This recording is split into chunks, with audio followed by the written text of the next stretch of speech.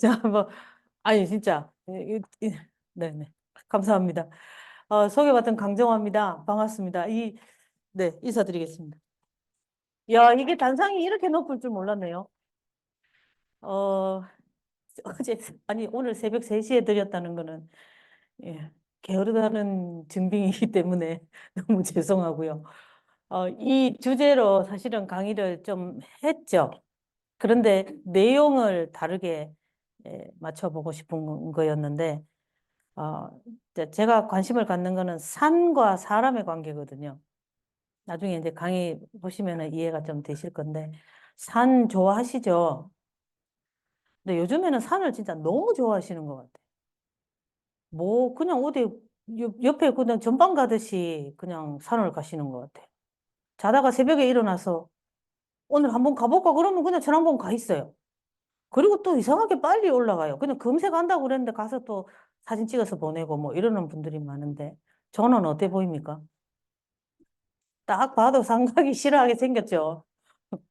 저는 2010년 10월 29일에 구례 성삼재에서 출발하는 지리산 종주에 나서서 10월 31일 새벽에 천왕봉에서 일출을 보고 중산리로 하산한 이후로 천왕봉에 안 갔습니다. 앞으로 갈 생각이 없습니다. 뭐 천지가 개벽하면은 모르겠습니다. 뭐 저한테 뭐 엄청난 천지가 개벽하는 뭔가를 던져주지 않으면 천왕봉에 안 갈 것 같고요. 안 가기 위해서는 핑계가 필요하죠. 그래서 나름 핑계를 찾았습니다.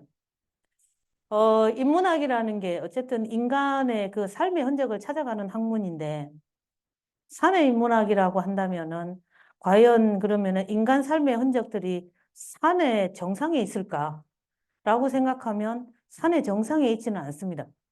대체로는 산의 언저리에 있죠.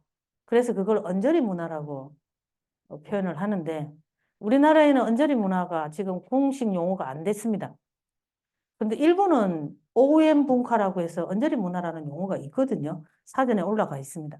그래서 산의 인문학 차원에서 봤을 때 인간 삶의 흔적은 산의 정상에 있는 게 아니라 언저리에 있다라고 생각해서 언저리를 찾아가기 시작하면서 산의 정상에는 안 간다, 이제. 이런 핑계를 대면서 그 이후로 안 가고 있습니다. 그럼 산 연구를 안 하느냐? 하기는 합니다. 주로 이제 저는 산을 그러면은 책상에서 오르고 있습니다. 책상에서 그 글을 통해서 오르고 있는데요. 그럼 또 질문이 바로 옵니다. 그래가지고 숨이 찹니까? 이렇게 물어요. 왜요? 환장합니다. 진짜로. 힘들어서. 그 경험치는 이미 있고, 그 글 봤을 때 이해는 잘 안 되고 이러면은 진짜 숨 차거든요. 그 이후로는 그냥 책상에서 지금 언저리 이제 산을 오르고 있습니다. 뭐 그마저도 지금은 이제 힘이 드는 거죠. 그러니까 오늘 이 주제는 제가 이제 이렇게 만들어서 이렇게 대중 강의를 해보는 거는 이 제목으로는 다른 내용으로 해봤지만 오늘 준비된 걸로는 제가 그 사실 처음이어서 이게 시간이 어떻게 조율이 될지 잘 모르겠습니다. 그래서 시간은 뭐 조금 빨리 마칠 수도 있고 조금 늦게 마칠 수도 있고 뭐 그렇습니다. 그래서 한번 봐주시기를 바라고요. 제목은 제가 이제 원래 오늘 이 아카데미 남명에서 남명 관련된 강의가 이제 네 꼭지인데 제가 마지막 꼭지입니다. 그래서 어떻게 앞부분에 스님들께 먼저 주제를 주고 제가 맨 마지막에 정하다 보니까 이 주제를 하게 됐습니다. 한번 들어가 보겠습니다. 네. 제가 오늘 이제 얘기하고자 하는 거는 이 세 가지입니다. 기본적으로 산과 사람에 대한 이야기요. 이해가 아마 얼추 되실 건데 듣다 보면. 그리고 남명의 지리산 이야기를 한번 해드리고, 그리고 나서 남명 사후에 그러면 지리산은 남명과 어떤 의미로 후학들이 받아들였나라는 이야기를 잠시 해보도록 하겠습니다. 이제 먼저 산과 사람 부분입니다. 어, 시경은 이제 13경 안에 들어있는 시경은 그 쉽게 설명을 하면 시경은 그 당시에 노래 가사입니다. 지금처럼 여론조사가 있는 것도 아니고 무슨 뭐 투표가 있는 것도 아니다 보니까 예전에 집정자들은 자기의 정사가 잘 되고 있는지 못 되고 있는지를 확인할 방법이 없어요. 그래서 확인할 방법으로 했던 것 중에 하나가 그 백성들은 좋고 나쁜 것을 그 당시에 노래를 불렀죠. 그래서 골목에서 그 노래를 부르고 있는 그 노래를 채집해 올라와서 자기의 정사의 호불호를 이렇게 확인합니다. 그래서 채시관이라고 그래가지고 그 부르고 있는 노래의 가사가 그냥 시예요. 그래서 그 노래를 채집하러 보내는 우리로 치면은 임시사관입니다. 그 채시관이라고 그러는데 시를 채집하러 가는 관리거든요. 그 채시관을 내려보내가지고는 골목골목에서 부르고 있는 노래를 채집해 올라오게 합니다. 그 부서가 있어요. 아예 관아가. 그러면은 그걸 채집해 올 때에는 노래 가사를 따로 적고 불러줘야 되니까 악보를 따로 적어요. 그래서 노래 가사를 적은 거는 시경이고요. 악보를 적은 거는 음악 악자를 써서 악경이라고 있었습니다. 그런데 악경은 없어졌어요. 분석행위 때. 악경은 없어지고 가사만 남아 있습니다. 가사로 남아 있는 걸 한자로 적어 놓은 거는 요즘으로 우리말로 하면은 일종의 트로트예요. 사분의 사박자예요. 그래서 식구에 한 구가 네 글자씩 되어 있습니다. 그거를 시로 표현하면은 사언시가 되는 거예요. 시경은 다 사언으로 되어 있거든요.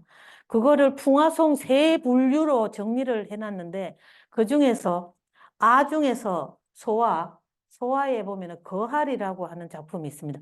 거할은 다른 말로 하면은 노래 제목이에요. 그냥.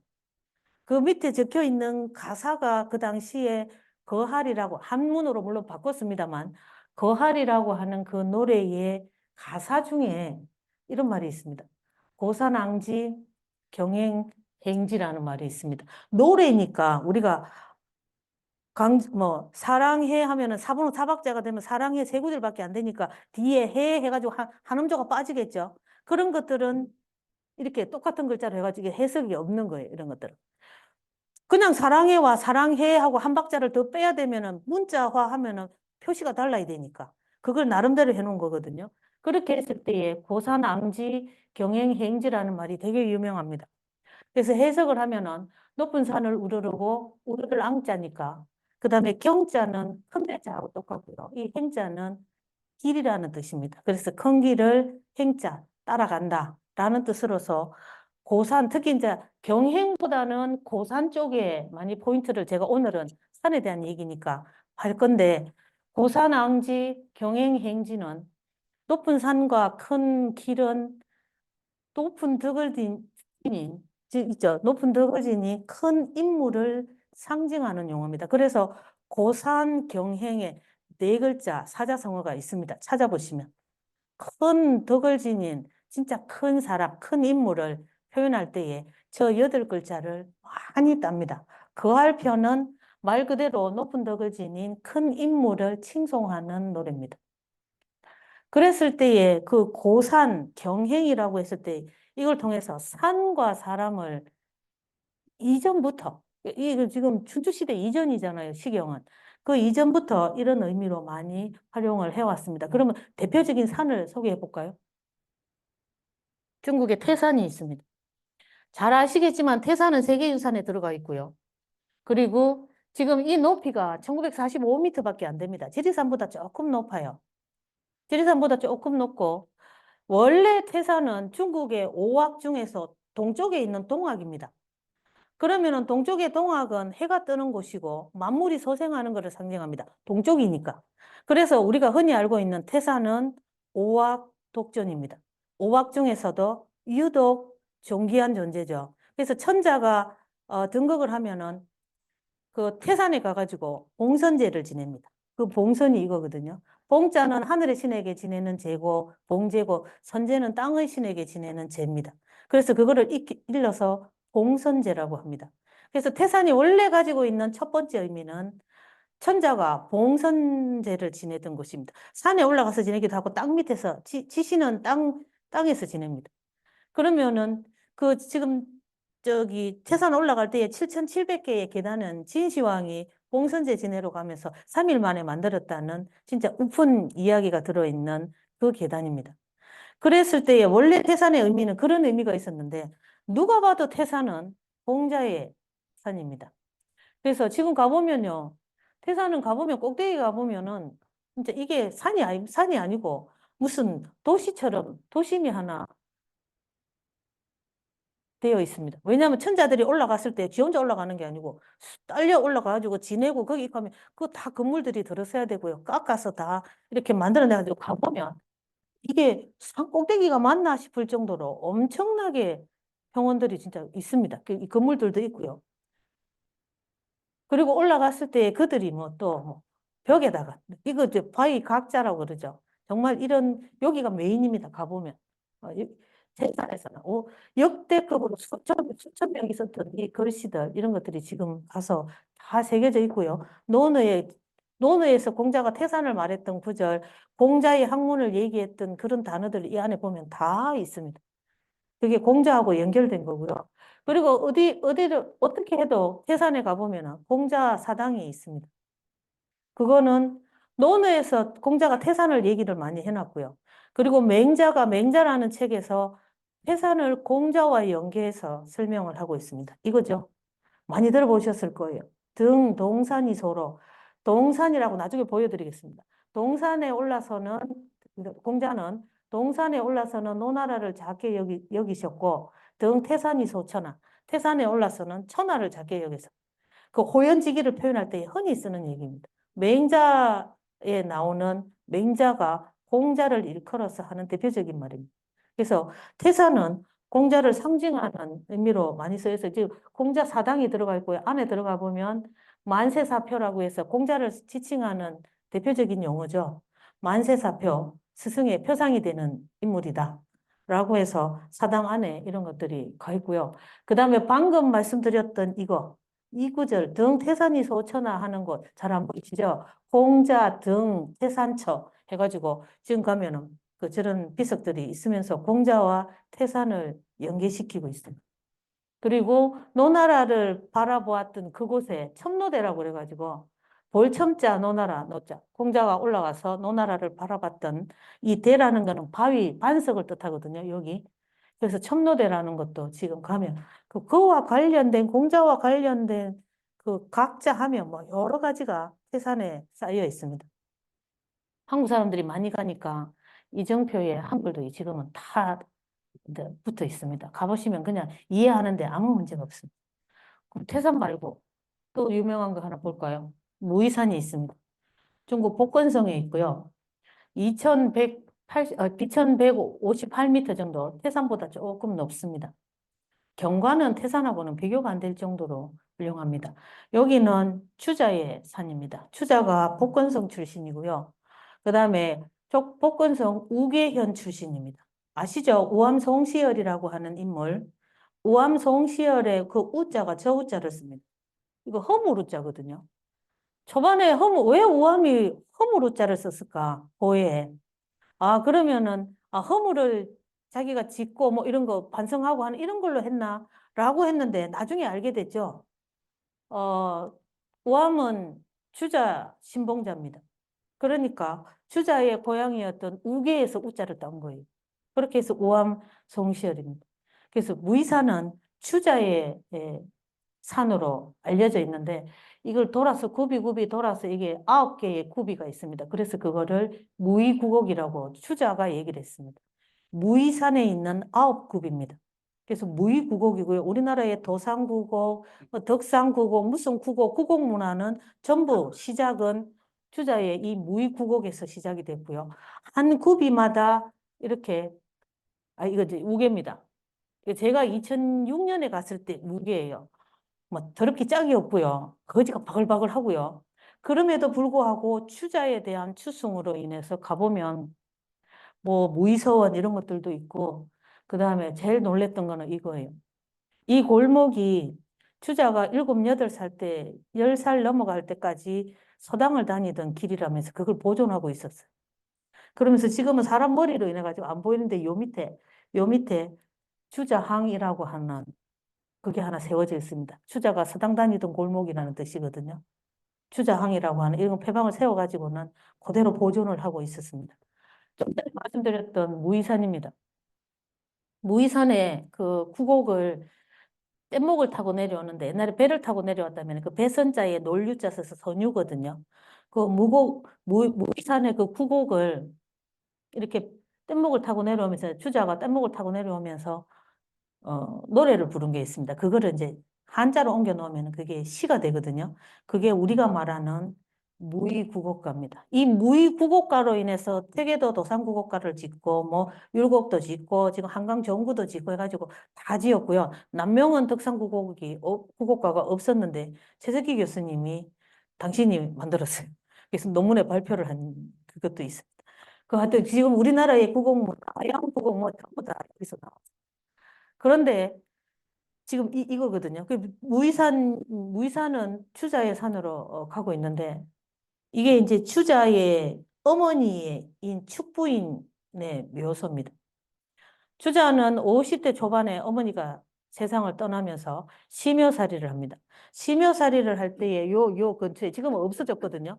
여기 땅이 꽤 넓은 어디쯤에 한천정사라고 해서 한천정사를 지어가지고는 3년간 심여살이를 했습니다. 그런데 희한하게 이제 심효라는 게 어머니의 그 묘소를 지키면서 어머니에 대한 그 자식으로서의 그 사랑과 효를 다하는 그런 거죠. 그래서 시경에 보면 한천, 아까도 말씀 거할이 있듯이 한천이라고 하는 작품이 있습니다. 차가운 샘이라는 뜻입니다. 저거 풀이하면. 그러면 샘물은 그 바가지로 퍼내는 것만 생각하시겠지만 그 샘의 근원을 거슬러 올라가면은 물방울이 하나 똑 떨어지는 그 시원을 찾게 되는 거죠. 돌아가신 어머니에 대한 애정이나 자식으로서의 사랑도 어머니를 계속 그리워하고 사랑하고 그리워하고 하다 보면은 어머니에 대한 그 애정과 사랑을 절로 알게 된다라는 건데 주자가 여기에 집을 하나 지어서 심여살이 하면서 자기의 그 정사의 이름을 한천정사를 지었습니다. 주자 입장에서 보면은 너무나 당연한 이름인 거예요. 그런데 주자의 학문인 주자학의 그 완성도를 봤을 때에는 한천정사에서 심여살이 하고 있을 때에 완성이 됐다고 학계에서는 얘기합니다. 그러면 학문의 체계에서 봤을 때는 이 한천이 그 근원을 찾아서 올라가다 보면 그 근원을 찾게 된다라는 논리인데 학문이라는 측면으로 가보면은 계속해서 근원을 찾아 올라가다 보면은 샘에 물이 한 방울 똑 떨어지는 근원이 나오듯이 학문의 근원도 찾게 된다라는 것과 일맥상통해져 버립니다. 그 대표적인 용어가 한천으로 바뀌어 버립니다. 그러면서 우리나라에는 이 조선시대에 이 한천이라는 용어 많이 씁니다. 함안에 가도 한천제가 있고요. 그 성리학, 주자학을 공부하는 사람들의 그 정자에 한천이라는 이름을 많이 쓰고요. 그리고 여기 하동에 가면은 겸재 하옹도의 공부 공간이었던 그 안개마을, 거기에 모한제가 있습니다. 유명한 곳인데, 그 모한제의 한도요, 요 한천을 줄인 거고, 그러면 추자의 한천정사, 다른 말로 하면 한천에서 학문이 완성된 거니까 그 추자의 학문을 흠모하는 그런 공간이다. 여기서 내가 그런 공부를 한다라는 의미로 모한제 이런 것들이 합니다. 이게 다 어디에 있는 거라고요? 복건성에 있는 무의산 다 주변입니다. 그래서 무의산은 누가 뭐래도 추자의 산입니다. 가보면 온통 주자입니다. 제가 이거밖에 안 보여서 그렇지 온통 주자고요. 언니 뭐 바위에 있는 글자 하나 전부 다 주자하고 관련돼. 그럼 이게 높은 산만 이렇습니까? 아니요. 참고로 이거는 추자의 묘입니다. 짱돌로 만들어져 있어. 그래서 가가지고 너무 신기해가지고 어떻게 해서 이렇게 짱돌로 그랬더니 그 짱돌이 많이 나는 동네였대. 그래서 어머니 묘소도 비슷하잖아요. 예, 이렇게 해가지고 이게 주자의 묘소. 그럼 작은 산을 한번 보실래요? 공자가 살고 있던 산동성 곡부에 니구산이라는 산이 있습니다. 340m밖에 안 돼요. 그런데 이거를 니산이라고도 표현합니다. 근데 잘 아시겠지만 공자의 이름은 공구예요. 구예요. 이 구는 이 구에서 나왔습니다. 그리고 공자는요, 둘째 아들입니다. 형님이 있었는데 4살 때 죽었어요. 그래서 자기는 둘째이기 때문에 자를 지을 때에 중을 쓰죠. 그래서 미는 어디서 나와요? 여기 340m밖에 안 되니까 우리 언덕배기밖에 안 됩니다. 그럼에도 불구하고 공자 입장에서는 자신을 상징할 수 있는 산의 공간이 저 니부산이었습니다. 그러다 보니 지금 니부산에 가보면 저 정말 얕은만큼 둔덕밖에 안 되거든요. 근데 거기 가보면요. 이런 공자의 형상화해서 지금 이런 것도 세워져 있고요. 가보면 뭐 니산사원도 있고요. 그 가보면 하여튼 주자 아니라 공자와 관련된 이런 것들이 뭐 세팅이 되어 있습니다. 누가 뭐래도 니부산은 공자의 산입니다. 크고, 아니지, 산의 높고 낮음이 전혀 문제가 안 됩니다. 상징성이죠. 산과 사람의 상징성은 높이가 전혀 문제가 안 됩니다. 그럼 맹자 하나 보실래요? 맹자 고향인 추현에 있던 산은 역산입니다. 본래 이름은 역산이고요. 우리가 말하는 아까 말씀드렸던 등동산이 서로 할 때의 이 동산이 여기 역산으로 봅니다. 높이 얼마 되지도 않아요. 500m 남짓. 그런데 이 구절, 이 맹자의 출생지에 있다라고 하는 요 맹점, 요거 때문에 이 역사는 맹자의 산입니다. 맹자의 학문, 다른 말로 하면 공맹의 학문을 추승했던 그 합천 야름면에 가면 역양문경호라는 분이 있습니다. 남명의 제자죠. 이분은 자신의 호를 역양이라고 지었습니다. 한강은 한양이 한강 또는 한수의 이 양자가요. 음양으로 했을 때 양이 산에 붙으면은 남쪽이 되고요. 물에 붙으면은 북쪽이 됩니다. 그러면 역양은 역산의 남쪽이 되는 거고요. 한양은 한강의 북쪽이 됩니다. 그래서 이 역양은 거기네 그 동네의 산 이름을 역산으로 지어가지고 자기가 있는 그 거처는 역양지입니다. 역산의 남쪽에 있는 공간이다. 그러면 이 양반이 어떤 학문을 추구하는지가 이름에서 이미 다 나오는 거죠. 그 정도로 산의 높낮이에 상관없이 산은 사람과의 그 상징성이 또 따로 있습니다. 그거를 좀 제가 갖고 와봤고요. 기가 막힌 글이죠. 저는 서예는 잘 모릅니다만 주자 유적지에 갔더니 이 글이 이 비석이 새겨져 있었습니다. 뭐 잘 아실 거예요. 인걸지령입니다. 어떻게 해석할까요? 인걸지령. 아주 많이 들어봤고 이렇게 그냥 다 아는 것 같은데 막상 해석을 해보려고 하면은 생각보다 쉽지 않습니다. 인걸지령을 해석을 하면 인걸이면 지령이라 이렇게 토를 날 수 있습니다. 사람이 걸출하면 그 땅도 영험해진다.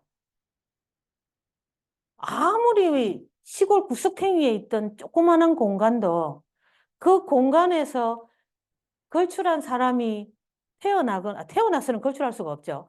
어떤 걸출한 사람이 나오면은 그 땅은 영험해지게 되어 있습니다. 대표적인 데가 어디예요? 저는 덕산이라고 봐요. 덕산은 남명이 이전에는요, 정말로 그냥 산 밑에 있는 그 시골도 그런 깡시골이 없습니다. 그런데 남명수생 이후로 덕산은요, 진짜 지령이 된 거예요. 그런데 이 구절을 다르게 또 해석을 하면, 이거를 다르게 해석을 하면요, 인걸은 지령으로부터, 함이라, 뭐 이렇게 됩니다. 사람이 걸출함은 땅이 영험함에서라. 이렇게 되는 거죠. 한문투로 해석하자면. 그러면은, 사람이 걸출한 것은 그 땅이 영험해서이다. 이런 거죠. 그게 요즘 우리나라에서, 요즘이 아니라 옛날부터 명당을 찾아다니는 이유는 해석을 그렇게 하면 됩니다. 사람이 걸출함은 땅이 영험해서라. 그래서 땅이 영험한 그 땅을 찾아가서 그게 우리가 말하는 명당이죠. 거기 가서 터를 잡거나 어떻게 하면은 사람이 걸출한 사람이 나오는 거죠. 되게 달라요. 해석이 되게 다릅니다. 그럼에도 불구하고 그 중심에는 뭐가 있어요? 결국 사람입니다. 진짜로. 결국 사람이거든요. 그게 아무리 영험한 땅이라 하더라도 거기서 걸출한 사람이 배출되지 않으면 그 땅은 사실은 그냥 묻혀서 지나갑니다. 그래서 땅이든 공간이든 사물이든 간에 그거는 그 공간 그대로 두면은 그냥 아무도 모릅니다. 그런데 결국은 그 땅을 드러낼 만한 사람을 통해서 결국은 세상에 알려지게 되어 있습니다. 귀한 공간이 되는 거죠. 그래서 제가 말씀드리는 이 8글자는 제가 이야기하는 게 아니고 오래전부터 아까 인걸지령과 유사한 그런 의미로 많이 인용되고 있는 것입니다. 사물은 절로 귀해지는 것이 아니고 사람으로 인해서 귀해진다 이런 뜻입니다. 그런데 요 8글자를 설명하기 위해서 옛날에 어른들이 많이 인용했던 인용했던 거는 이겁니다. 중국 산업 땅에 있는 난정이 왕이지를 만나지 않았으면은 그 난정은요, 진짜 저 시골 그냥 한국 석탱입니다. 그 난정은 지금 여기거든요. 여기는 산흥은요, 그 절강성에 있습니다. 저 남쪽에 중국 지도로 봤을 때 저 남쪽에 정말 그 무지렁한 진짜 그 요즘은 전국 시대로 치면 초나라 땅입니다. 거기에 저 시골에 알고 계시는 서해의 그 왕이지 왕채에서는 그 약간 좌천이 돼가지고 좌천 겸 해가지고 저기로 가게 됐습니다. 막 속이 터지니까 자기가 중앙에서 잘 나갈 때에 자기 알고 있던 시인과 문사들 한 30몇 명을 불러가지고 시회를 열었습니다. 난정에서. 난정은요, 중국에 있는 그 기라성 같은 그 등왕눈이, 뭐 등왕각이니, 뭐 악양눈이 이런 거에 비하면은 조그만한 요런 진짜 시골에, 우리를 요즘으로 치면 시골에 가보면 어디 모정 같은 거 하나 있는 거, 그 정도밖에 안 되는 사이즈입니다. 그럼 거기에서 시회를 열어가지고 그 유삼국수 한다고 그러죠. 잔 하나 띄워가지고 자기 앞에 올 때에 시 못 지으면 벌주 주는 거. 그렇게 해서 그 사람들이 지은 시들을 모은 게 난정시집입니다. 거기에 서문을 왕이지가 썼습니다. 난정시집도 유명하지만 난정시집의 그 서문을 쓴 난정집서라고 그러죠. 그게 중국 문학사에서는 4대 명문 중에 한 편으로 들어갑니다. 그게 유명해짐으로 인해 가지고 시골에 저 진짜 깡촌도 아닌 그런 곳이 그냥 유명세를 타게 되는 거죠. 지금도 저 난정을 찾아서 무수히 많은 사람들이 찾아갑니다. 그 다음에 적벽도 보시면요. 이게 소동파의 적벽입니다. 중국 역사에서 적벽은 두 곳이 있습니다. 많이 알고 계시는 거 삼국지에 나오는 적벽대전이 일어났는데 경관이 기가 막힙니다. 거기는. 근데 사람들이 이전에는 그거 안 찾아갔습니다. 전쟁이 일어나면 무적벽이라고 얘기합니다. 문무할 때 무적벽이라고 얘기하고요. 그런데 정말 이 둔덕이 한 20m도 안 돼요. 지금 물이 차가지고 관광한다고 여기 배 띄어야 되니까 물을 채워놔서 그렇지. 이 둔덕이 진짜 한 20m도 안 됩니다. 우리나라 중국의 강의 개념으로 치면 진짜 또랑이에요, 또랑. 그런 야트막한 강에 이 소동파가 여기도 이제 뭐 좌천되다시피 해서 가가지고는 속이 터지니까 그 임신년 7월 음력 7월 16일에 달이 휘영청 밝은 때에 속이 터지니까 쪼매난 쪽배 하나 띄워가지고는 그 또랑에다가 띄워놓고는 문학적 자질이 뛰어난 사람이니까 그 쪼매난 쪽배 띄우는 쪽강에다가 띄워놨음에도 불구하고 자기의 문학적 상상력은 적벽 대전이 일어났던 주요와 제갈량이 싸우는 그 막 광활한 적벽에서의 그거를 상상해가지고 문학적 자질을 확 드러내서 써놓은 작품이 알고 계시는 적벽부입니다. 그 적벽부로 인해 가지고 20m도 안 되는 우리 동네 제가 어려서 시골에서 컸던 그 또랑만도 못한 저 적벽이요. 사람들이 그 경관이 빼어난 무적벽은 안 찾아가고 요 시골 동네인 글로 유명했다고 해서 문적벽이라고 그럽니다. 그러면 둘 다 광주지만은 둘 사이는 엄청나게 거리가 떨어져 있습니다. 사람들이 전부 다 어디로 찾아가요? 다 일로 찾아갑니다. 이거. 여기에서 느끼는 거 정리를 하자면 이거죠. 명소와 명승을 구분하셔야 됩니다. 명승은 지금 많이 알고 계시는 거는 문화재청에서 명승을 지정합니다. 그거 말고, 그 기준치 말고 인문학적인 명승입니다. 그렇게 했을 때의 명소는요. 포항의 영덕은 뭘로 유명해요? 그죠? 대게로 유명하고. 그 다음에 충남의 청양은 고추로 유명하고. 보성에 녹차로 유명하고 이런 식으로 해서 어떤 하나로서 이렇게 이름이 드러나는 거를 한문학과니까 명소로 보통 일컫는다면 명성은 인문학적 성자의 포인트를 두셔야 됩니다. 승은요 이길 승자입니다. 승리하다 할 때 승자죠. 경관으로 보면은 빼어날 승자입니다. 그래서 이 승자에다가 경치경자를 붙이면은 승경이 됩니다. 승경은 절경하고 똑같습니다. 그래서 이 명승은 이름도 나지만 이 빼어난 곳이어야 되는데 이 빼어나다라는 말을 경치가 아름답다라는 뜻으로 나타내는 글자이기는 합니다. 승자는. 그런데 좀 전 우리가 지금까지 쭉 봐왔듯이 산이 꼭 높아야 되는 것도 아니고요. 경관이 빼어나지 않으면 명성이 될 수 없냐. 덕산 보세요, 덕산. 정말 그 지리산이 코앞에, 천왕봉이 코앞에 보이는 그 밑에 옛날로 치면은 산골도 그런 산골이 없습니다. 그런데 지금은 완전히 남명 이후로 명성으로 진짜 거듭난 곳이거든요.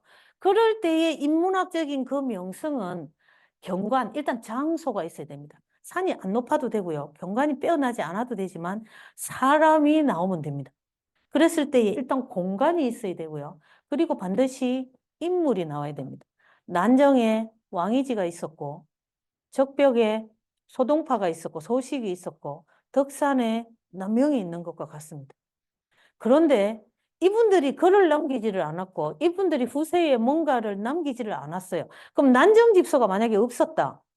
적벽부가 없었다. 그러면 소동파 이후에 혹은 왕이지 이후에 그거는 그냥 다 단절이에요. 그런데 그 글로 인해서 후대에 전해졌다라고 생각하면 인문학적으로 명성이 되려면은 이 세 가지가 아구가 맞아야 됩니다. 그럼 저 밑에 김바닥에 깔려 있는 거는 결국 사람입니다. 사람으로 인해서 다 드러나게 되어 있습니다. 사람이 없으면 글도 쓸 수가 없고요. 그 공간도 절대 드러날 수가 없습니다. 그래서 기본적인 개념, 산과 사람의 관계에서 이런 어떤 기본적인 논리들 한번 생각해 주시고요. 그러면 이제 오늘의 주제인 산과 사람으로 한번 가보죠. 보시면요. 가야산은 해인사가 있음으로써 이름 난 거는 물론 맞습니다. 그런데 산과 사람의 개념으로 봤을 때에 가야산은 주인은 누가 뭐래도 고은채치원입니다. 조선시대의 유자들이 가야산을 찾아갈 때에 해인사를 안 가는 건 아닙니다. 당연히 해인사 가요. 그런데 지금 우리가 말하는 소리길요. 그 가야산 들어갈 때에 그 소리길 있죠. 그 소리길에서 소요하는 시간이 훨씬 더 많습니다. 왜냐하면 거기에는 채치원의 유적들이 있기 때문에. 해인사는 그냥 여기는 여기고 여기는 여기고 여기는 여기고 이렇게 하고 지나갑니다. 그런데 그 소리길 올라가는 때에 그 해인사 아니 채치원 얘기, 고은 채치원 얘기가 훨씬 더 많은 그걸 차지합니다. 누가 뭐래도 가야산을 조선시대의 유자들이 가야산을 찾아가는 이유는 고은 채치원을 만나러 가는 겁니다. 그러니까 가야산은 누가 뭐래도 고은 채치원이고요. 청량산 한번 보세요.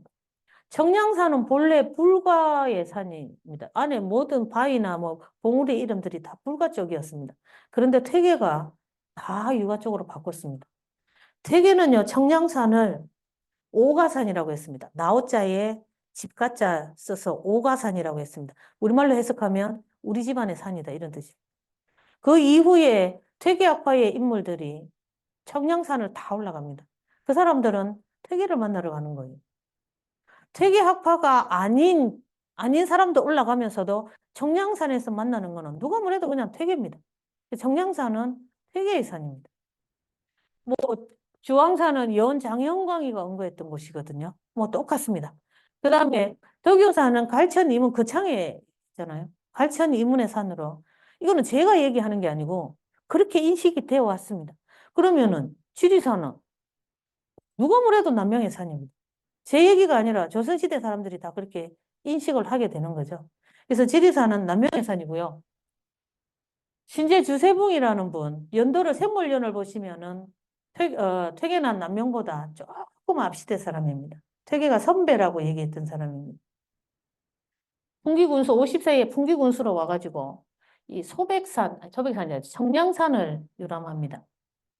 그렇게 해서 유청량산록을 남기는데 야, 이 양반이 역마살이 끼었는지 잘 모르겠습니다만 그 유청량산록에 보면 자기가 산을 갔다 온 것들을 쭉 얘기를 해놓습니다. 뭐 천태산도 가고 쭉 성거산도 가고 해가지고 쭉 설명을 해서 남해 금산도 다녀왔거든요.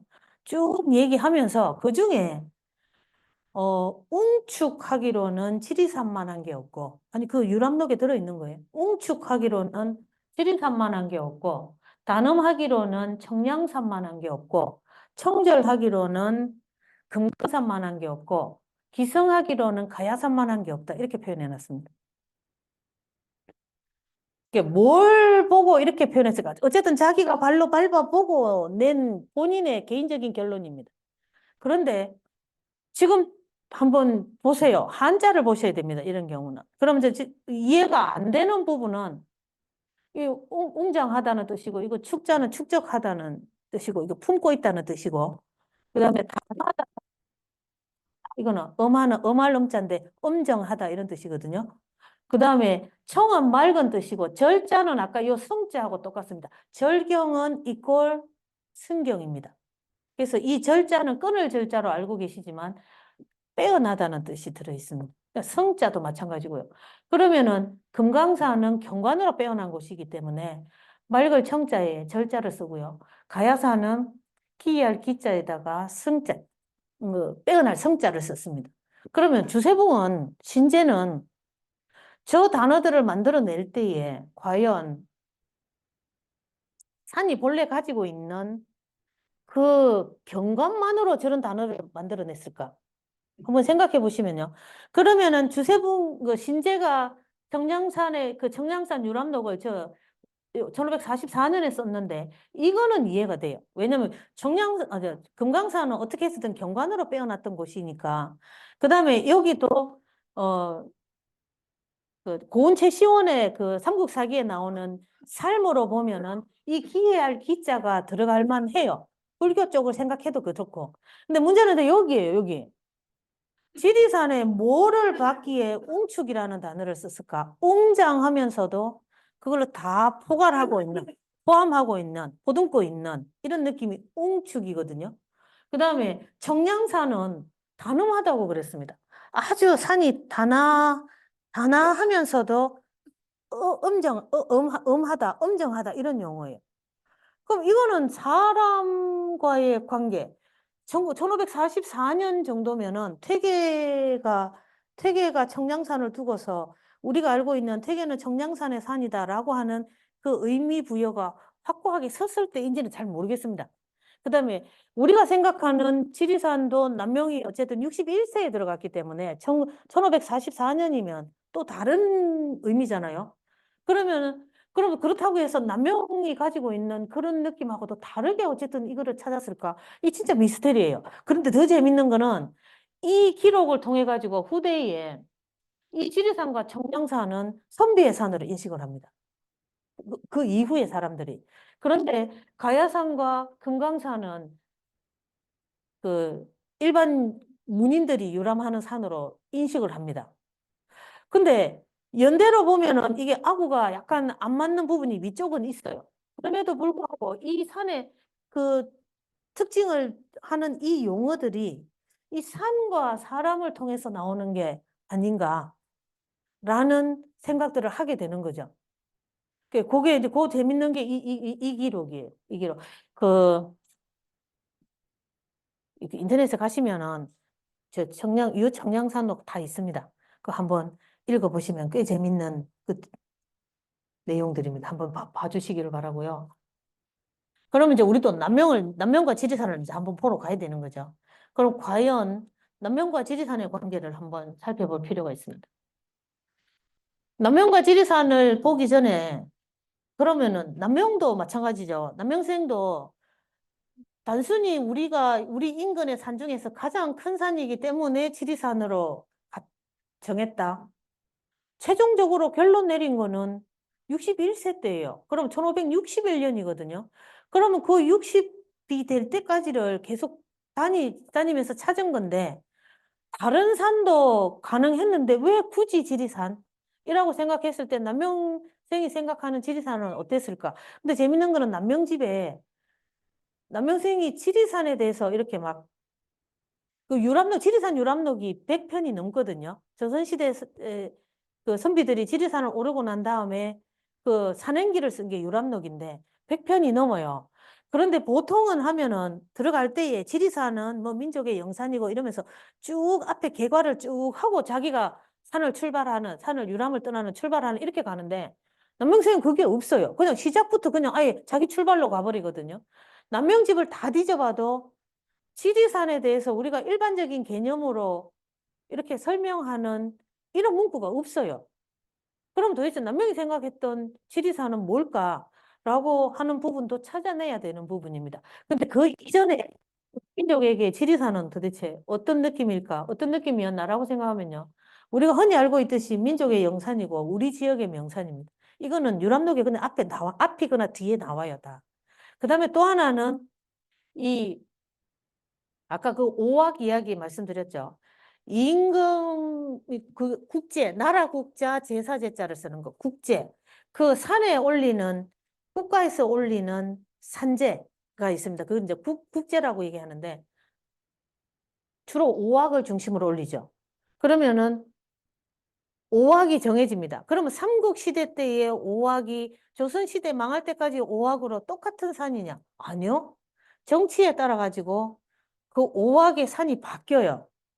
그러면은 동학도 바뀌고 북학도 바뀌고 저기 중학도 바뀌고 가운데 있는 거 서학도 바뀝니다. 그런데 삼국시대부터 조선이 망할 때까지 한 번도 안 변한 거는 남학인 지리산밖에 없어요. 그 지리산이 가지고 있는 위상입니다, 이거는. 그래서 국가에서 지내는 제사, 산의 그 제사를 그 우리가 그 사전이라고 그래가 제사 사자 쓰고 그 법전할 때에 전자를 써서 사전이라고 하는 그냥 그 책이 있습니다. 거기에다가 이렇게 기록들을 쭉쭉 하게 되는데 그 안에 들어가 있는 산 중에 불변한 거는 지리산밖에 없습니다. 그 위상들이 지리산에 있었고요. 그리고 또 하나는 세 번째 거, 저는 이게 진짜 중요하다고 생각하는데, 근데 남명도 그렇게 느꼈을까는 사실 잘 모르겠습니다. 저희가 2012년에 문화재청의 요청으로 어, 지리산을 세계유산에 넣기 위한 용역을 수행을 했습니다. 우리나라는 산이 세계유산에 들어가 있는 게 없다고 하면 안 되겠고, 문화유산과 복합유산은 하나도 없습니다. 지금 한라산이 자연유산에 들어가 있는 거 빼고는 없어요. 그럼 이제 일본이나 중국은 막 10개 이상씩 들어가 있거든요, 지금. 그러니까 우리 입장에서는 약간 꿀리니까 이제 우리도 산을 세계유산에 한번 넣어보자. 그것도 복합유산이나 문화유산에.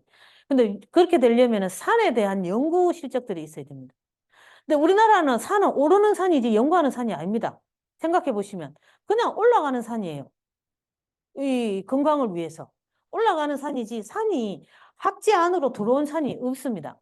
그런데 저희가 이제 경상대하고 수천대가 그때 그 2007년부터 지리산권 문화연구라고 해서 10년간 지리산을 연구한 게 있습니다. 그때 뭐 1년에 막 10명이 넘는 박사들이 뭐 논문을 뭐 열 몇 편씩 계속해서 10년을 쏟아내니까 뭐 이게 학지 안으로 들어오게 된 거죠.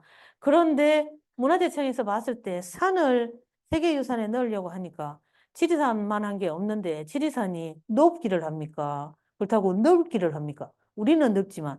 그렇게 했을 때 연구가 되어 있는 학지 안에 들어온 산이 지리산밖에 없었기 때문에 이제 우리한테로 왔던 건데요. 그때 세계유산에 들어가려면은 어떤 지금 세계적인 명산에도 들어가 있지 않은 유일성 하나가 있어야 됩니다. 지리산을 뭘로 갖고 찾을 거예요? 그래서 저희가 찾아낸 게 이거예요. 1000년 이상 인간과 산이 만나서 인간의 삶이 이루어진, 언저리에서 인간의 삶이 이루어진 것이다. 전혀 수긍 안 하시는 표정인데요. 세계적으로 생각해 보시면요.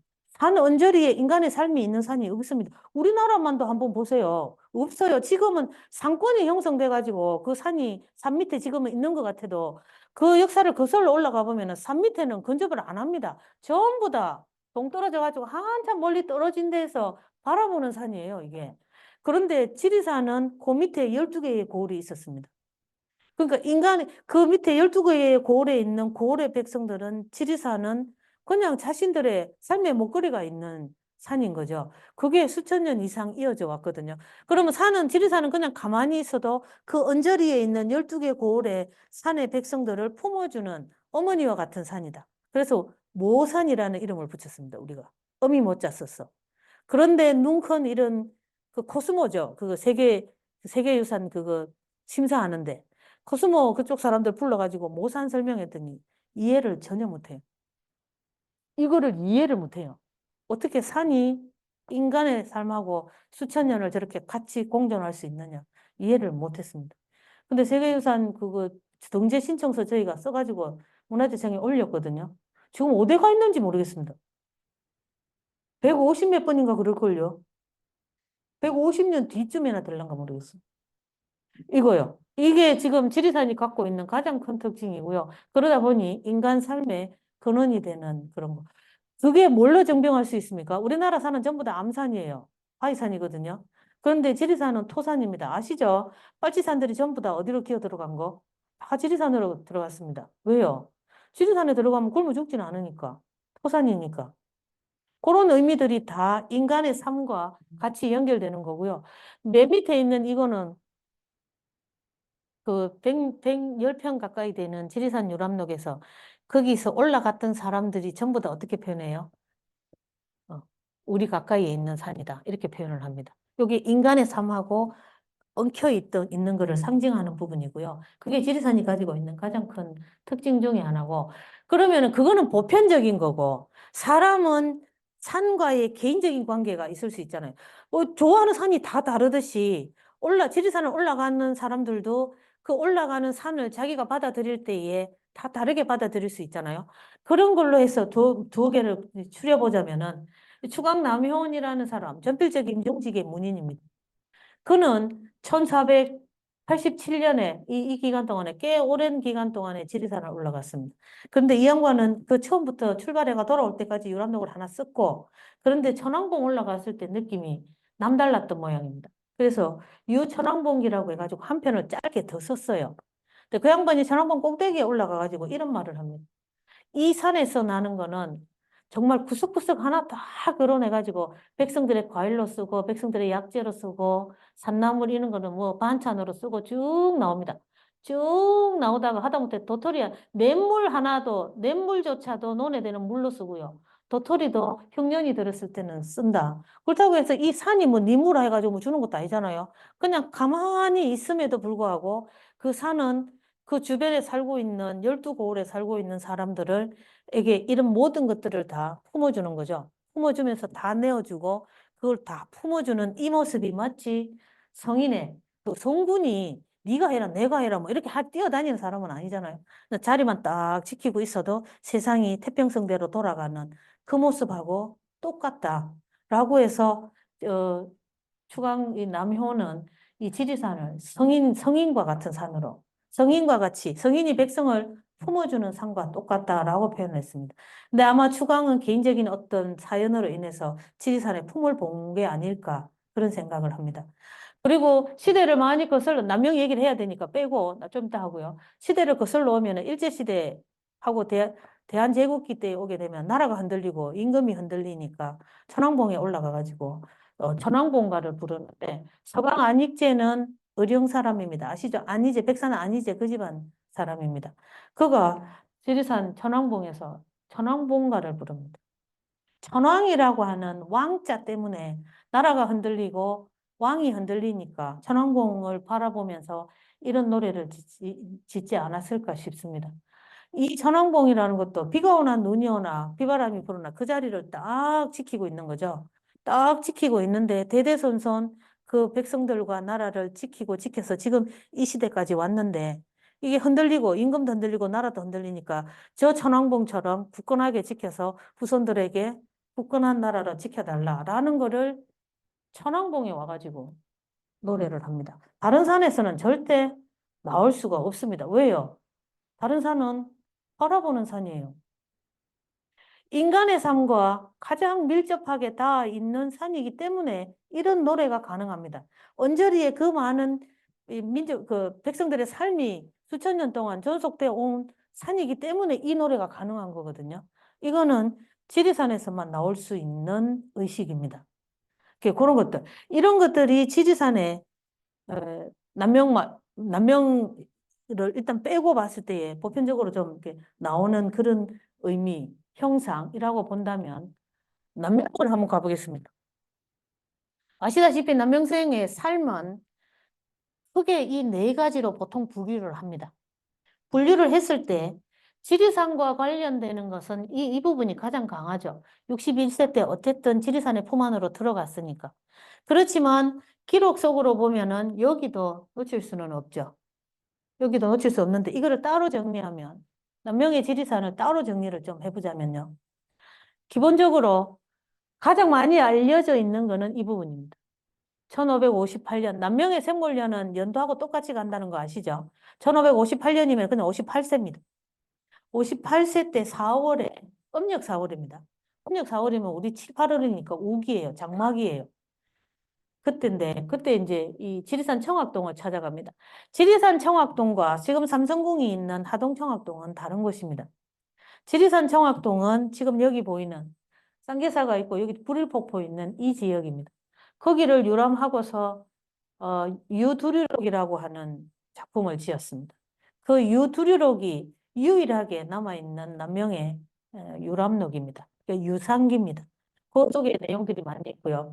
그다음에 그 안에 이제 그다음에 뭐 61세 때 온 거, 이 산천제로 들어간 거, 요게 남명의 일생에서 지리산과 연계해서 볼 수 있는 거의 다입니다. 그다음에 이제 요거는 유두리록 속에서 지리산과의 인연을 한 건데 얼마 전이 아니죠. 언젠가 그 산청군의 군수님이, 이재근 군수님이 남명이 천왕봉을 오른 그 길을 만들고자 해가지고 그때 학예사 한 분을 저한테 보낸 적이 있습니다. 남명이 천왕봉을 간 길을 만들어야 되겠는데 그 자료를 좀 확인해 달라는 거죠. 근데 없다고 그랬습니다. 실제로 없고요. 그럼 천왕봉을 갔습니까? 유일하게 딱 하나 기록이 나와요. 이 유두류록에 보면 나중에 기록이 나옵니다. 보여드릴게요. 일단 청학동부터 한번 보겠습니다. 이 지리산 청학동은 여기예요. 지금 여기 어딘지 아시겠죠? 악양입니다. 악양. 악양 들판이 있는데. 그럼 섬진강 따라서 구례로 이렇게 쭉 가면 여기가 그 화계고요. 그때 물난리 났던데.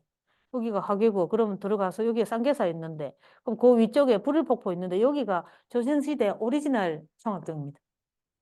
조선시대 문인들, 유자들은 지리산 청학동을 찾아서 전부 일로 왔고요. 그 다음에 청학동의 에어리어를 조금 넓히면은 이게 다 들어가는데 그럼 여기 불리폭 올라갔다 내려와서 안쪽으로 더 들어가면 여기가 그 삼신동입니다. 이름은 삼신동이고 그다음 저 알고 계시는 저기 뭐야 칠불사가 여기 있잖아요. 그럼 삼신동을 보고 그럼 진주에서 하동에서 와가지고 혹은 구례나 남원에서 와가지고 여기서 일로 들어가서 쌍계사 보고 위에 올라가서 불일폭포 있는 청학동 갔다가 다시 내려와서 삼신동 갔다가 삼신동 보고 이렇게 해서 의신 쪽으로 가서 이렇게 해서 천왕봉 가는 거예요. 여기요. 여기가 청학동. 요 전체를 다 청학동이라고 걷기도 합니다. 근데 집중하면은 여기가 되겠습니다. 남영은 여기 와서 16일을 있었습니다. 우리가 지금 가면은요, 반나절 만에 갔다 오는 데입니다. 근데 거기를 16일 동안 있었습니다. 왜요? 들어가가 못 나온 거예요. 비가 내려가지고. 앞에 이 개울이 차가지고. 그래서 그 유람록 보면은, 남명의 유람록 보면은 전부 배탈 나고요. 장염 걸리고, 말도 장염 걸려가지고, 마이가 오고 막 마이한테 보내고 막 그랬었거든요. 근데 여기 유람록이 남아 있습니다.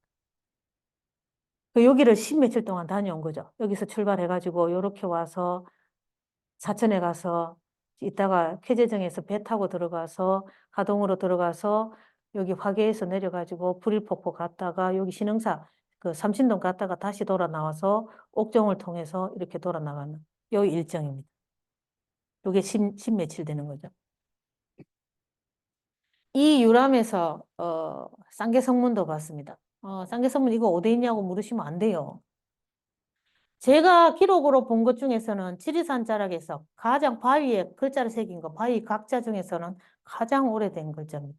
쌍계사 들어가는 입구에 있습니다. 지금 새로 난 주차장 말고 강변 쪽으로, 강가 쪽으로 거기에 있고요. 이거는 이일로라는 사람, 1100년대를 살아간 사람입니다. 고려시대, 고려 후기 인물입니다. 그 이일로가 고려 말기로 가면서 이제 정세가 불안하니까 그 당시 수도가 개경이죠. 개경에서 옛날에 어렸을 때 들었던, 젊었을 때 들었던 지리산에 청학동이 있다는 얘기를 듣고는 찾아서 구례로 내려와가지고 찾아간 데가 이 골짜기로 찾아왔습니다. 그래, 여기 와가지고 이 글씨를 봤어요. 그리고 아까 삼신동까지 들어가가지고는, 지리산에는 청학동이 없구나 하고 돌아가면서 시를 한 수 짓습니다. 그 시 한 수에 본인이 이 개성문을 네 글자를 본 게 그 식구에 나옵니다. 그럼 이 글씨는 1100년대에도 있었다는 게 됩니다. 그러니까 지리산 자락에서 기록상으로는 가장 오래된 바위의 각자입니다. 물론 남명도 이 바위의 각자를 봤습니다. 그리고 쌍계사 지나서 올라가는데 이 청학동 유람에서 올라가는 이 유람에서 남명의 압권은 이 바위에 있습니다. 이 바위 지금 이렇게 보니까 별거 아닌 것 같은데요. 지금 여기 가보면은 글씨가 있습니다. 이렇게. 보입니까? 이 잘 안 보이죠? 이 제가 써놨어. 이 오른쪽에서 왼쪽으로 가야 되죠. 얼묘추, 이연경, 홍연. 이렇게 우리말로 해석을 하면 얼묘년 가을에 이연경, 홍연 왔다 가다 이런 뜻입니다. 바위에다가 자기 이름을 새겨 놓은 거예요.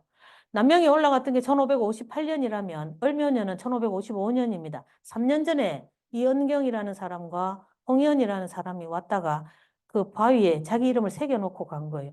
그 당시에 바위 유람 가가지고 바위에 이름 새기는 거는 그냥 풍요입니다.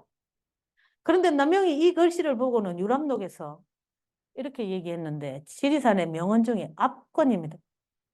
이 글씨를 보고서 남명은 아마도 썩지 않는 돌에 이름을 새겨서 자기가 억만 년 동안 자기의 이름을 전하려고 한 모양인데 이 대장부의 이름은 마치 푸른 하늘에 밝은 해와 같아서 사관이 역사서에다가 그 공적을 새겨서 백성들에게 천년만년 내려가도록 해야지. 이 아무도 안 오는 이 숲속의 바위에다가 지 이름 새겨 놓은 거는 이거는 날아가는 새도 아니고 날아가는 새의 그림자만도 못한데 후세 사람들이 그 날아가 버린 새가 무슨 새인 줄 우지 알겠노? 라고 하는 진짜 엄청난 말씀을 하십니다. 유람이라는 거는 놀러만 가는 건 아닙니다, 물론. 한자로 봤을 때 유람은 놀러 가서 보고 배운다는 의미가 있는 용어입니다, 유람은. 근데 물론 그렇기는 하더라도 이분도 산에 가가지고는 진짜 한순간도 자기의 선비정신 내려놓지 않아가지고 고달프게 갔다 온 거예요. 어느 한순간도 그 자기를 내려놓지를, 그러니까 뭐라 그러죠? 긴장을 내려놓지 않았던 사람이기 때문에. 여기서 이렇게 엄청난 발음을 해놔 놓으니까 이 길을 올라가는 모든 사람, 특히 남영아파 쪽 사람들이 올라갈 때마다 이 바위를 찾습니다. 가가지고 전부 다 얘기해요. 이연경과 홍연이라는 이 두 분은 고마 바위에 자기 이름 한번 새겼다가 이 길로 올라가는 그 유람록에 다 나옵니다. 다 나와가지고 전부 다 남명이 이렇게 선비 정신을 얘기한 이 이야기를 다 얘기합니다. 근데 재밌는 거는요, 1800년 후반에 넘어가면 이 바위를 못 찾아가지고 뭐 또 그 이야기들도 나오거든요. 근데 지금 가면은 이 방금 말씀드렸던 이 이야기를 해가지고 한번 이렇게 표지석이 세워져 있습니다. 한번 가서 한번 올라가실 때 한번 보세요. 이게 그대로 해서 새겨져 있습니다. 한번 요거 살펴보시고요. 그 다음에 올라가면은 불일폭포가 있습니다. 지리산에서 길이가 가장 긴 3단 폭포죠. 불일폭포고요. 비 올 때 올라가 보시면 기가 막힌 공간입니다. 이거 뭐 제가 찍은 거 아닙니다. 그냥 산 연구한다고 그러니까 사람들 찍어서 보내옵니다. 제가 대학 다닐 때 겨울에 저희 과에서 MT를 가면 얼음이 얼어져 있으면 저희들 여기 가서 놀았어요. 누워가지고. 그 당시에는. 왜냐하면 이게 데크가 없었거든요. 아시죠? 청학동은요. 현실에서 힘들고 괴로운 사람들이 관념 속의 이상향 공간을 찾아가서 우리 요즘으로 치면은 힐링하고 돌아오는 이상향 공간입니다. 그 청학이 어디 있어요? 현실에서. 그게 현실에 있으면 청학동은 이상향 공간으로 존재할 수가 없습니다. 현실에서 어려움을 어느 순간 가서 정신적으로라도 진짜 관념적인 공간이에요. 거기 가서 힐링을 하고 돌아오는 공간인데, 그러면 힐링하러 올라갔던 사람들이 지금 이게 데크가 있는데, 이 공간에 와가지고는 밑에 떨어져서 이제 인명피해가 자꾸 났습니다. 그러다 보니까 지금 국립공원에서 지금 데크를 쳐가지고 못 내려가게 해놨어. 그런 공간이었습니다. 그 조선시대에는 와서 이 공간의 주인공은 최치원입니다. 그래서 최치원을 만나러 온다고 그러거든요. 그 아까 쌍계성문은 청학동으로 최치원을 만나러 가는 대문이라고 이렇게 얘기했습니다. 조선시대에는. 그랬을 때에 여기 오는 거죠. 여기 왔었는데, 남명은 여기 그러면 사람들이 여기 와가지고 이 바위에서 폭포가 떨어지는 이런 걸 보면 식구의 대부분이 아, 나도 저 청학을 타고 고운 채치원과 함께 어떻게 하면 하늘을 훨훨 날아다닐 수 있을까? 이런 내용의 시가 보편적입니다.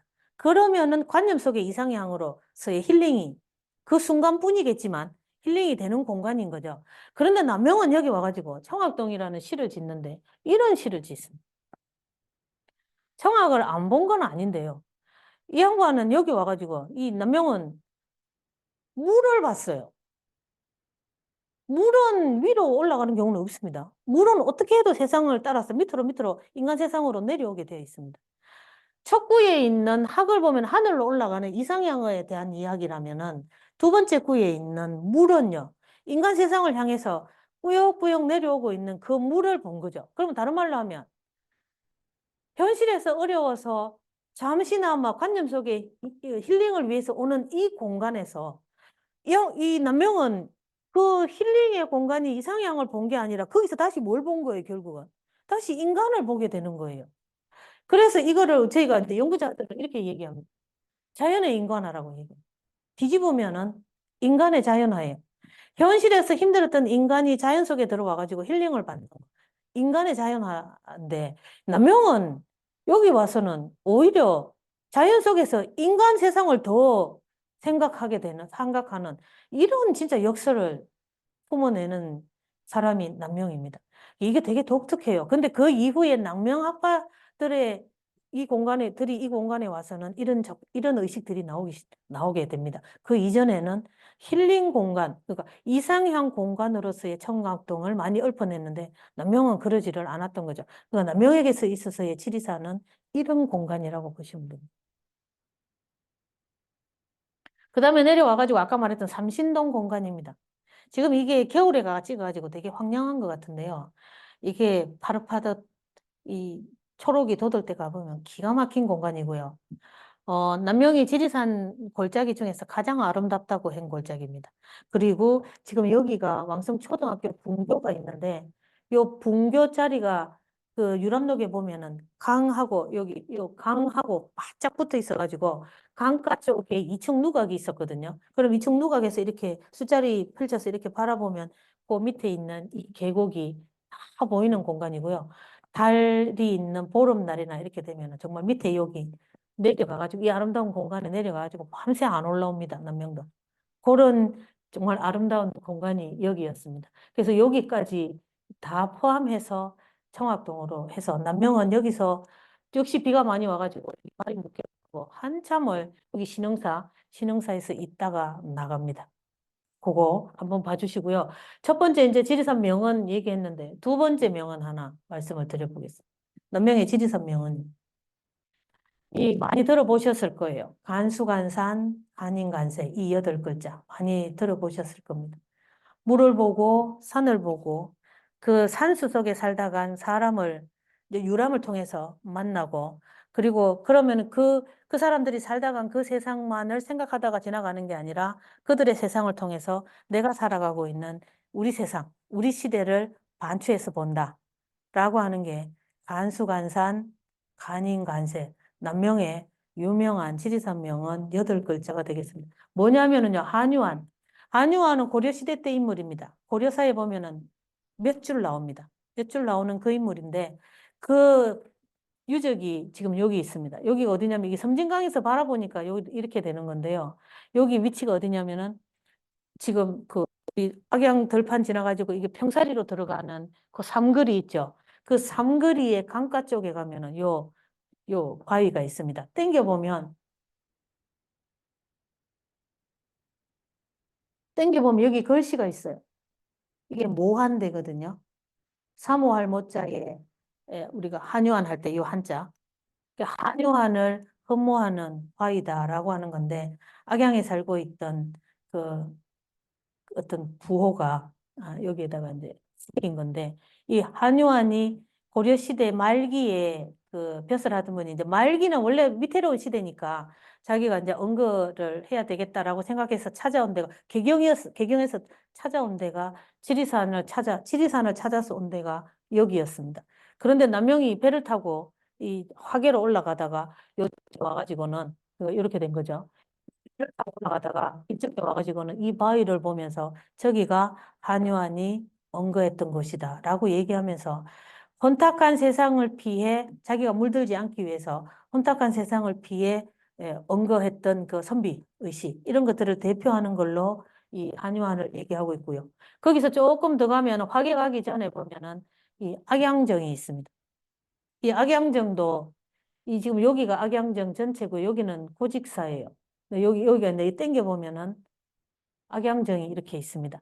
일두 정여창, 함양 계평 사람이죠. 일두 정여창이 지리산과 그 섬진강을 사랑해서 요 일정 부분 한 3년 정도 있다가 그 저기 누구죠? 타경 김일손이 중국으로 사신으로 가면서 그 자기 자리를 승종 임금이 묻죠. 누구한테 부임으로 네가 정해놓고 가라. 라고 하니까 일두를 불러올립니다. 그래서 일두가 그렇게 해서 출사했다가 결국 저 집에 못 와보고 무오사화에 걸려서 세상을 뜨죠. 그럼 남명이 1558년에 섬진강으로 배 타고 들어갈 때에 여기는 사화에 걸려서 함경도 종성으로 유배 갔다가 세상을 뜬 분이기 때문에 여기는 폐허가 돼가지고 아무것도 안 남아 있었습니다. 그런데 배 타고 가다가 그 아무것도 없는 그냥 산 그거를 보고는 저기가 일두 정여창이 언거했던 그러니까 공부하던 강학처가 있던 곳이다. 그러면서 연산군 시대의 그 선비의 처세 이런 것들을 얘기합니다. 그러면서 선비 정신의 또 대표 인물로 정여창을 얘기하고요. 옥정 가서는 조지서를 얘기합니다. 아시죠? 연산군 세자 시절에 시강원에서 연산군의 두 스승이 정여창과 조지서였습니다. 그런데 초반부터 싹을 알아보고는 안 되겠다 싶어서 이제 그만두고 나왔는데 그 스승을 그만두고 나왔는데 지방은 외직을 청해서 갔는데 결국은 연산군 왕위에 올라서 이 두 사람 다 연료가 돼서 죽었죠. 그런 것들을 얘기하면서 선비의 처세 뭐 이런 것들을 얘기하면서 지금 끝에는 이런 걸 얘기합니다. 이걸 얘기합니다. 이거 간산, 간인, 관세를 얘기합니다. 그들이 살았던 그 삶의 흔적들을 보면서 그들이 살았던 그 혼탁한 세상을 얘기하고 그거를 반추해서 지금 우리 시대를 다시 반추해서 보는 이런 의식들을 얘기합니다. 이것도 지리산 명언 중에 남명의 지리산 명언 중에 대표적으로 나옵니다. 아까 13번 말씀을 하셨는데 이게 논란이 많습니다, 사실은. 유두류록에 보면 남명이 본인이 얘기합니다. 내가 일찍이 이 산을 왕래한 적이 있다. 58세 때 썼으니까. 그러면 이제 덕산으로 들어간 게 3번. 청학동하고 아까 신흥동은 아까 삼신동이 신흥동이니까 한 골짜기로 보는 경우가 많거든요. 그래서 이쪽으로 들어간 게 3번. 저 용유동은 함양에 그 마천에 있는 용유담이 있는 데 있죠. 거기거든요. 그쪽으로 들어간 게 3번. 그 다음에 백운동은 내나 덕산 들어가는 길에 오른쪽으로 빠지면 있는 그쪽으로 들어간 게 1번. 그 다음에 장항동은 저기 대원사 가는 데 있는 거. 노루목 있는데 그쪽으로 들어간 게 1번. 그러니까 이거 세면은 11번이에요. 그러면은 남명이 58년에 갔으니까 자기 지금 가면서 썼으니까 그 한 번은 계산이 안 된 거잖아요. 그럼 그게 또 12번이에요. 그럼 아까도 말씀드렸죠. 천왕봉을 갔습니까? 천왕봉 갔습니다. 20년 전에 사면서 이 유람록에서 자기가 58세에 쓰면서 내가 그 천왕봉에서부터 이 신흥사로 이 청학동 쪽에 있는 신흥사로 찾아온 것이 30년 전이다. 20대 후반이거든요. 그럼 이거는 그 3번, 한 번 샀는데 안 들어가요. 그럼 58세까지 치면은 12번. 그 다음에 요 내려온 걸로 치면은 13번. 그 다음에 20년 전에 또 30대 후반에 그 신흥사에 또 공부하러 왔었거든요. 그래가지고 여름 내내 자기가 머물렀다. 그럼 이것도 치면은 14번이 되고, 논란이 많은 이유가 이 골짜기가 하나로 칠 게 맞느냐. 예를 들어서 그럼 쌍계사에 있다가 나왔을 수도 있고 신흥동까지 들어가서 신흥사에 있다가 나왔을 수도 있고 뭐 하면서 이래 가지고 논란들이 많습니다. 그래서 진짜 몇 번이냐 그 남미 몇 번이라고 얘기했으면 좋은데 뭐 이래 놓고 가셔 놓으니까 이 논란을 이거 갖고 한참 논란이 있었습니다. 그냥 우스개로 한번 말씀드려봅니다.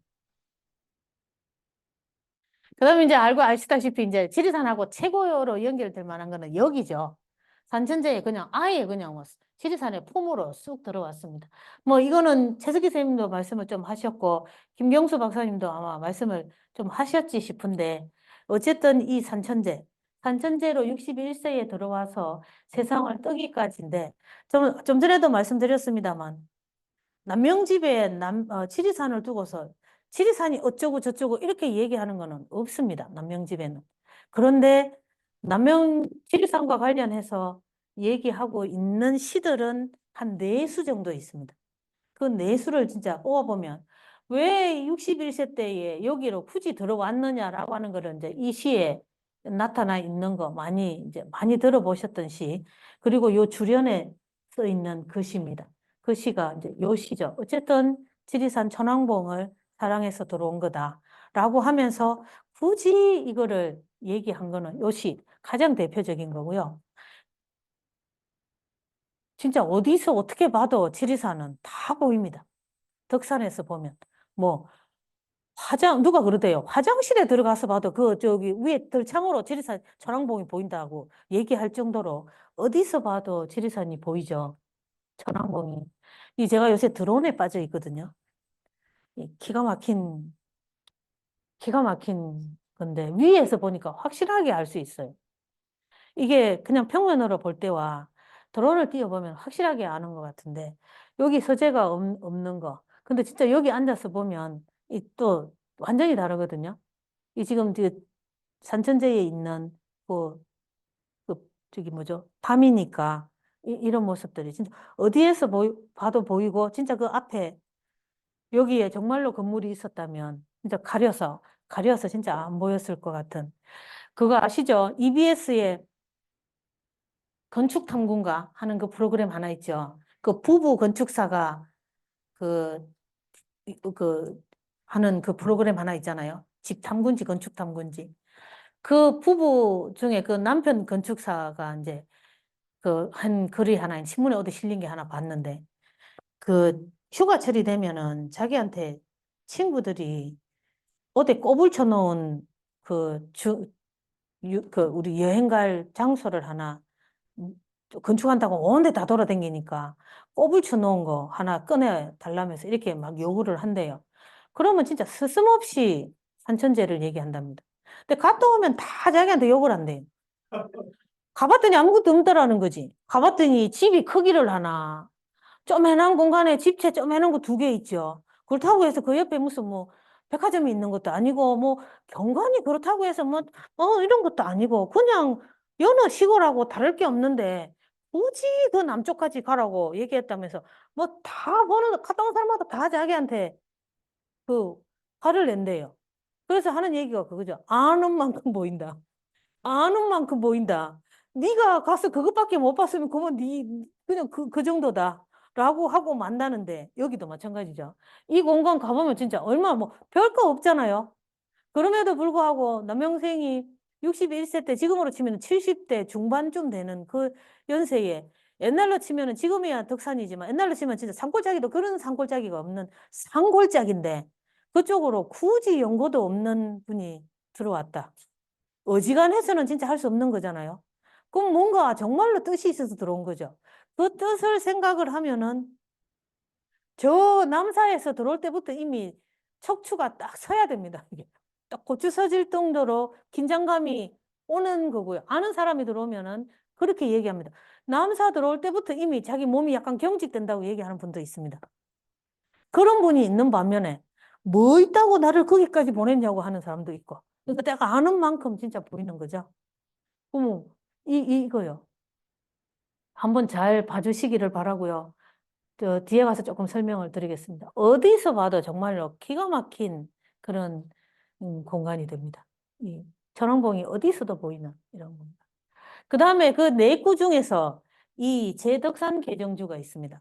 제덕산 계정주는 덕산에 있는 산천제 그 앞에 그 시내가에 있는 정자, 그 계정이라고 초정이라고 계정, 예, 그 기둥에 쓰다라고 하는 제목입니다. 제목에 지리산 들어가지도 않습니다.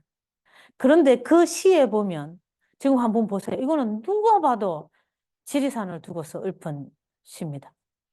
천왕봉을 올려다 보면서 그거를 하나의 큰 종으로 보는 거는 얘기에 나오는 예시가 있습니다.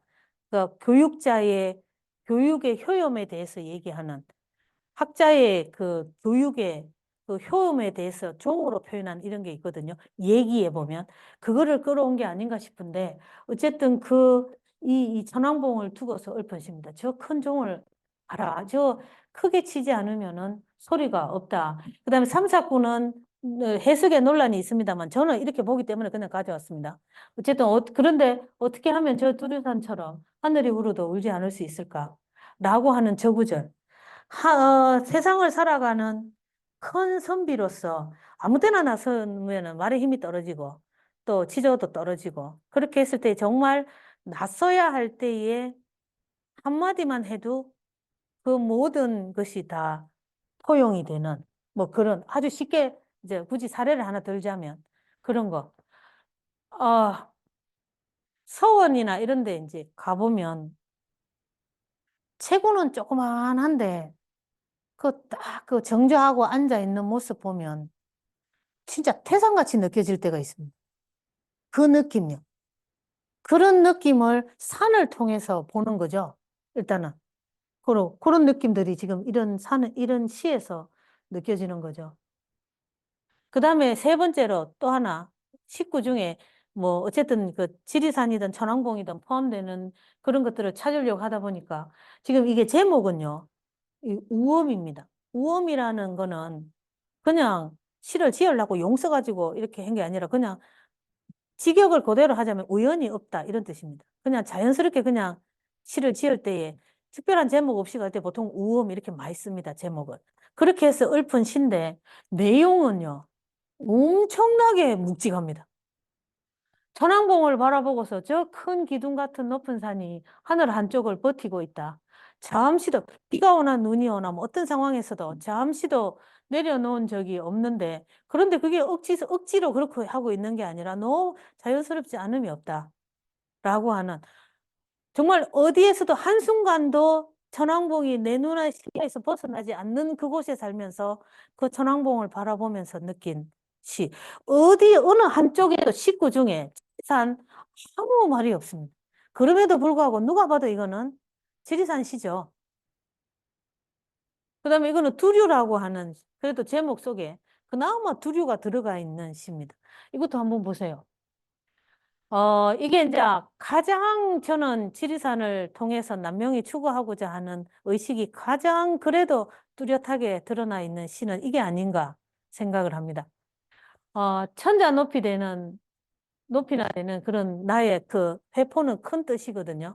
이거를, 살고 있는 이 인간 세상에서는 이제 더 이상 걸어둘 곳이 없어서 저 방장산 제일 높은 상봉, 천왕봉이죠. 거기에 걸어둔다. 거기에 뜻을 둔다. 라고 하면서 하늘에는 전생, 이생, 내세, 삼생의 기록이 보관되어 있을 테니 훗날에 내 이름 석자는 거기에서 찾겠다.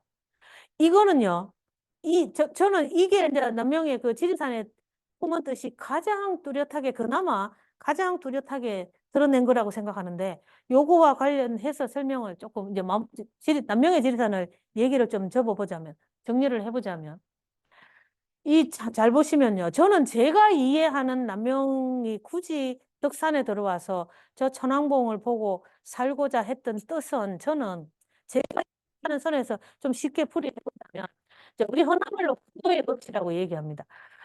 인도를 넘어 천도를 추구해서 천인합의를 추구하는 건데, 육아의 이념 속에서 보면, 인간이 엄마 뱃 속에서 생겨날 때에는 누구나가 다 공평합니다. 때가 하나도 묻지 않는 그런 존재로서 똑같이 이제 만들어지는데, 그게 엄마 뱃속에서 조상과 아버지와 어머니의 이런 유전자에 의해서 만들어지는 그 순간에 많든 적든 간에 때는 묻어요.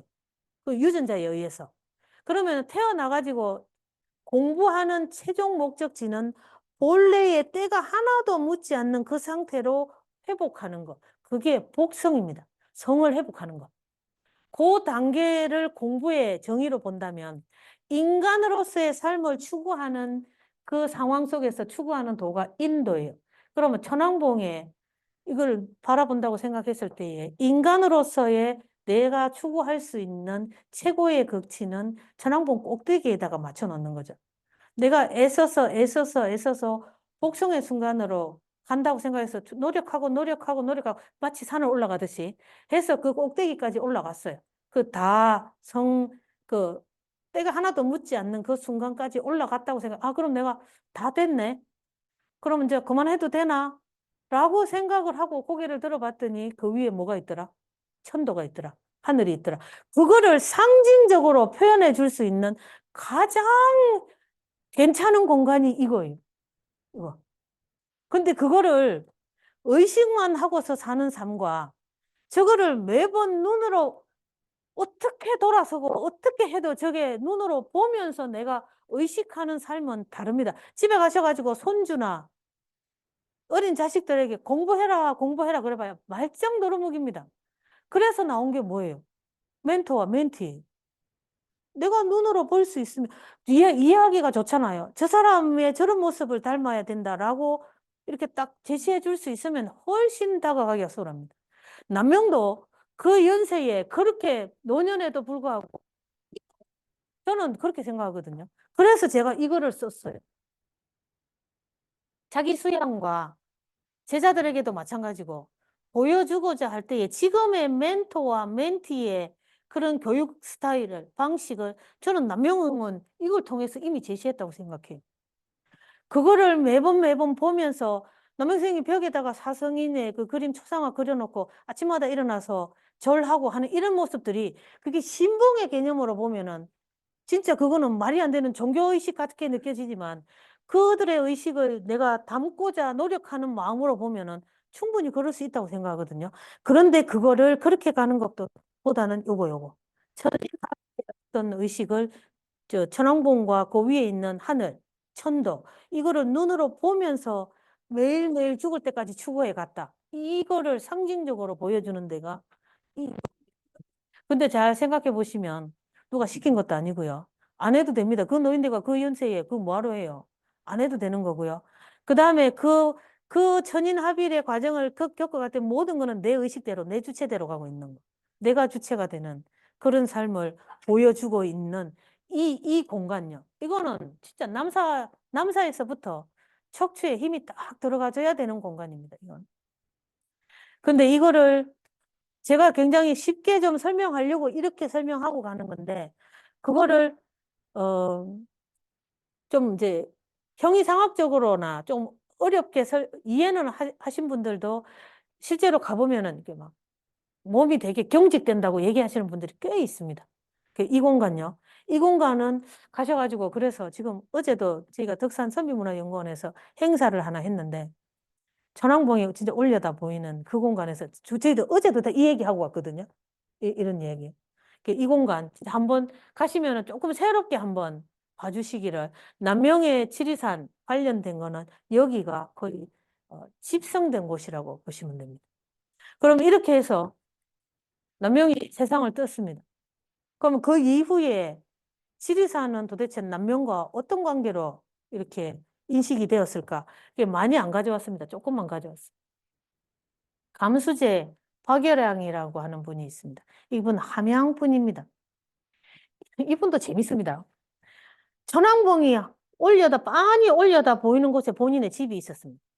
조선시대의 천왕봉 유람은 평생의 염원이었거든요. 지금처럼 그냥 신발끈 메고 갈 수 있는 데가 아니었습니다. 정말 평생의 염원이었기 때문에 평생 저기 천왕봉이 보이는 곳에 자기 집이 있었는데 내가 언젠가 죽기 전에 저기 한번 올라가야지라고 생각을 했는데 나이가 59세가 됐습니다. 58세가 됐습니다. 옛날에 58세면 나이 많죠. 내 저러다가는 몽고 보고 죽겠다. 아니 유람록을 썼거든요, 이분도. 그거 다 나오는 얘기입니다. 내 저러다가는 안 되겠다 싶어가지고 어느 날부터는 이제 걷기 연습을 합니다. 오늘은 100m. 그 다음에 또 일주일 뒤에 200m. 그 다음에 뭐 500m. 이런 식으로 해가지고 매일매일 걷기 연습을 한 석 달 정도를 합니다.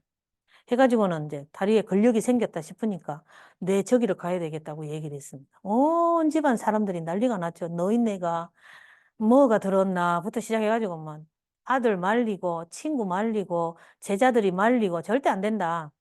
라고 했는데 그 고집을 못 꺾었습니다. 그러니까 아들도 따라가고 제자도 따라가고 친구도 따라가고 해가지고 결국은 5박 6일을 돌고 가을에 갔거든요. 5박 6일을 돌고 진짜 제대로 하산을 했습니다. 그리고 그 이듬해 세상 떴습니다.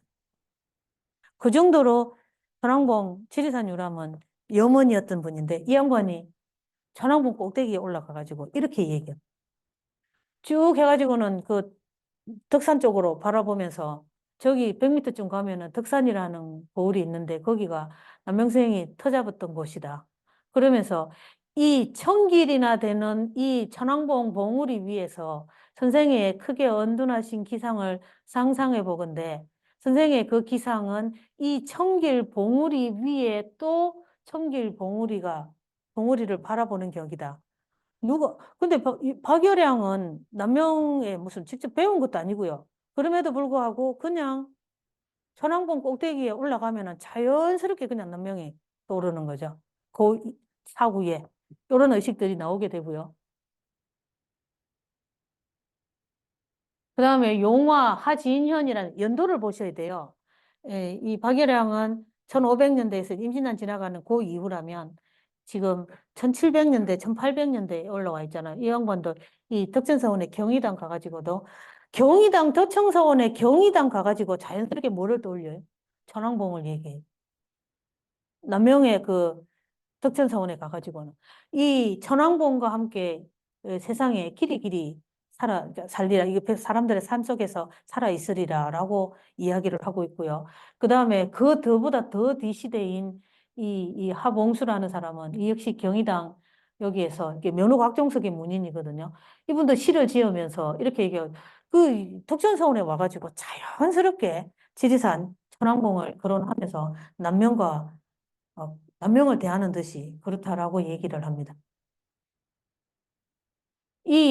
그럼 남명학파의 인물들, 강우 지역의 인물들만 그렇게 얘기하느냐? 이 지암 이동항이라는 사람은 퇴계학파 인물이고 저기 경북 칠곡 사람이거든요. 그분이 이제 지리산 유람을 한다고 와가지고는 천왕봉 꼭대기에 서가지고는 또 역시나 이런 얘기를 합니다. 쭉 얘기하다가 이 산과 함께 영원히 백세 동경받는 이런 거는 지리산 남쪽에 있는 남명조식 얘기하고 수호당 최영경도 얘기하고 일두 정여창, 동계정원 이제 다 거창 사람이거든요. 남명에서부터 딱 시작을 합니다. 이런 의식들 이게 후대에 지리산과 남명을 연계시키는 그런 부분들입니다. 그 다음에 정형규라는 분. 이 전라도에 있는 이 관제 전우나 이 전라도 분입니다. 근데 이분도 지금 천왕봉 꼭대기에 와가지고 이 시를 하나 지었는데 거기서 보면 이 천왕봉의 기상은 남명 선생과 그냥 난영난제할 정도로 이렇게 막상막하다라고 자연스럽게 남명을 떠올립니다. 그렇게 보면 후대로 오면은 지리산의 천왕봉은 결국은 남명조식과 이 동격으로 해서 인식하고 있었다라는 것을 알 수가 있습니다. 제가 이제 마지막인데, 이 사진은 올해 2024년에 1월 1일 날 천왕봉에서 일찍 기다리면서 이제 그 국립공원에서 찍어요. 아니, 제가 안 갔어요. 저 안 간다고 말씀드렸고, 제가 안 갔습니다. 근데 국립공원에서 보내왔어요. 근데 저기 지리산 이제 덕산에 있는 거. 근데 이게 사실 지리산하고 관련해서 뭔가를 좀 저희가 만들어내야 됩니다, 솔직히. 그렇게 했을 때에 지리산학도 학문적으로 산이 학제 안에 들어와 있는 건 지리산밖에 없거든요. 저것도 좀 정립을 해내야 되고요. 세계유산 등재 마무리는 사실 지어야 됩니다. 뭐 그것도 하나 있고요. 그다음에 뭐 전문 연구나 대중화 연구 같은 필요하고 아까 말씀드렸듯이 기본적인 이거 인간과 삶의 조화로운 이런 삶. 그리고 이제 남명선비길을 구현을 해내야 됩니다. 아시죠? 퇴계 귀향길이 있잖아요. 그게 전국적으로 지금 주목을 받고 있습니다. 14일 동안 퇴계가 선조 임금에게 사직서를 내고 고향인 저기 안동으로 돌아오는 때까지 그 길을 따라오는 게 그 퇴계 귀향길이거든요. 그게 14일이 걸립니다. 그게 이미 그러면 이제 서울에서부터 내려오니까 그 전국에 있는 그 지자체가 다 걸려 있잖아요. 그거를 다 설득을 시켰습니다. 다 설득시켜가지고 그 구석구석에서 다 행세를 하고 딱 그 자야 될 때는 거기 가서 자고 딱 그 해가지고 합니다.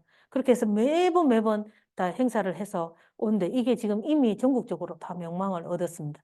지금 선비문화 수련원 안동에 있는 거기에 김병일 원장님이 어느 날 저한테 전화를 해서 남명, 남명길도 만들어서 같이 소통을 해보자는 얘기를 했습니다. 그렇게 해서 이제 그때 총장님하고 같이 수련원에 갔었거든요. 그랬을 때 총장님 옆에 계신데 이제 이런 말씀을 하셔가지고 총장님이 숙제로 줬습니다. 남명길을 하나 만들어내는 걸로. 그럼 이제 그 아까 일대기로 봤을 때 네 개의 구역에 있는 그 모든 거, 그다음에 어령하고 뭐 거창에는 다 유적들이 남아있고 그 남명의 연보에서 봤을 때 행적들이 다 남아있으니까 그 길을 어떤 형태든지 간에 묶어내는 이런 것들을 이제 숙제로 주셨습니다. 근데 이제 우리 아시다시피 바쁘고 이러다 보니까 그 숙제를 또 확인은 해야 되겠고, 그러면 시범적으로 한번 해보자라고 해서 이제 사실은 책이 나왔어요. 근데 그게 비매가 돼가지고, 실장님, 그게 비매가 돼가지고 홍보가 안 돼요. 국립대 육성사업본이기 때문에. 그래가지고, 원장님, 아니, 저기, 제가 이거 드리고 싶어도 이게 비매가 돼가지고 답이 없습니다. 이게 일단은 이제 길을 만들어내는 막 이렇게 막 그거 하는 쪽으로는 뭐 대중성을 많이 얻는 쪽으로는 저희가 교수들이 글이 그렇게 쉽지가 않아서 그렇지는 않은데 어쨌든 핵심이 되는 쪽으로 해가지고 어쨌든 좀 거칠게나마 이게 작년에 국대 유성 사업에서 이게 나왔어요. 근데 이게 비매가 돼가지고 대안이 없어요. 그래서 저희가 그 도서관에 있는데 기본적으로 경남의 도서관들하고 주요 인문학적이 좀 강한 도서관 쪽에서는 이거를 일단은 배포는 했고요. 그다음에 이제 제가 좀 나눠드리고 싶어도 이게 대안이 없거든요. 더 찍어야 되는 거예요. 그러니까. 그러면 확 풀어버리고 싶은데, 아, 그 방법은 실장님 찾아주실 때. 요거. 네네. 찾으실 거예요. 이제 처음 들어보셨죠? 남명 선택길을 걷다. 이거 작년에 나왔어요. 요거 제가 다른 거는 못하겠고요. 원장님께만 드리고 가겠습니다. 그러면 지금 한 태만 풀어주는 겁니까? 아니, 자, 이거, 저기, 예. 출판비가 있으면은 제가 진짜 확 풀고 싶은데, 원래는 이게 비매가 될 줄 모르고 저희가 확 푼다고 생각했는데, 나중에 결과적으로 책을 낼 때쯤 되니까 이게 비매로 해야 되는 상황이 생겨가지고, 네. 저희가 배포를 하고 싶은데, 저희가 우편료, 연구소에서 우편료 들여가지고 지금 배포를 해야 되는 상황이고, 책이 기본적으로 많지가 않아요. 또 이게 그 사업비로 쓰다 보니까. 실장님한테 큰 전화. 여하간 지금 저희도 작업들을 하고 있습니다. 하고는 있는데 좀 더 대중화하는 거는 저희 교수들이 나서가지고는 사실 그리 어렵거든요. 그래서 이제 좀 작가들하고 이렇게 해서 뭐 작업들은 하고 있는데 조금 실이 걸리기는 할 겁니다. 근데 지금 귀향길도 무슨 몇 년에 걸쳐가지고 지금 자리를 잡아가는 거거든요. 그런 거. 우리도 좀 뭔가를 놨어야 됩니다. 왜냐하면 제가 어디 강의 가서 흔히 이제 얘기를 하는데 이거 마지막으로 말씀드릴게요. 경남 지역의 지자체에서 작년 22년도, 제가 23년을 확인 안 해봤고, 22년도에 신생아가 100명 이하로 태어난 지자체가 많아요.